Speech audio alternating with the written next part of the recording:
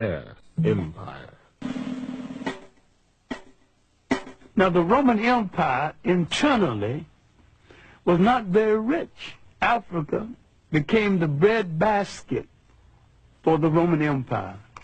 And except for Africa, the Roman Empire would not have been able to sustain itself.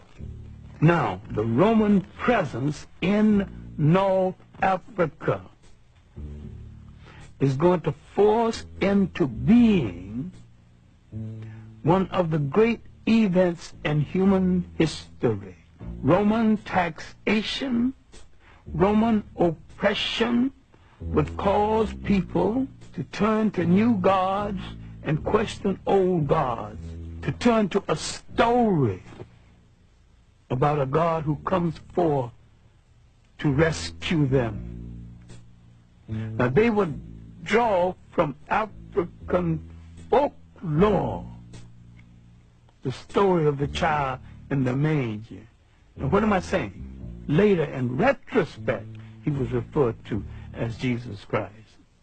Now, you can argue about the coloration of Christ if you want to, but I can sell that very quick and we can go on to the next subject. Was he a Roman?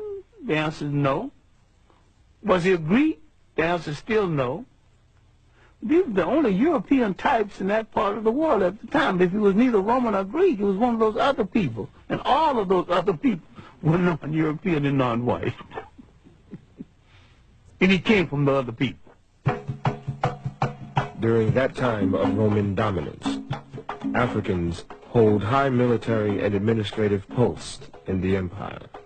The Romans and the Greeks had no color prejudice comparable to the kind of prejudice we would know later on. Otherwise, why would 3 Africans become emperors of Rome? Why would there be 3 African popes? Finally, Constantine decided to make Christianity the religion of the whole of the Roman Empire. Now we're coming to the critical period when the Roman domination of the church so corrupted the church, the Africans began some disenchantment with the Roman interpretation of Christianity. Constantine calls a council of bishops and priests at a place called Nice. It's the Nicene Conference.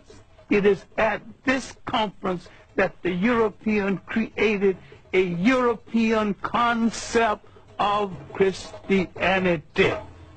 It was at this conference that they began to take the African saints out of the literature of Christianity. Now the corruption had started. The physical concept of Jesus Christ did not exist. Now, how did it come into existence? Because the Pope commissioned it to come into existence. Michelangelo painted the picture using one of his relatives as model.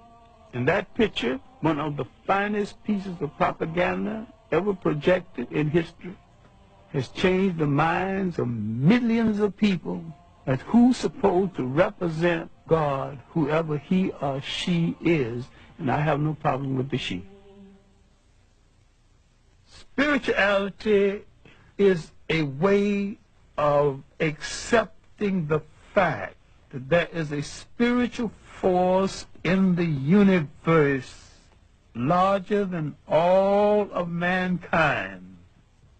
But someone had to come along and invent a word called God.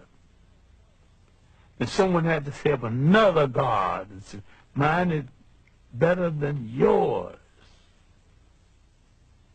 And someone had to create faith. Someone said, I have the true faith. Religion is the organization of spirituality into something that became the handmaiden of conquerors. Nearly all religions were brought to people and imposed on people by conquerors and used as the framework to control their mind. My main point here is that if you are the child of God and God is a part of you, then in your imagination, God's supposed to look like you.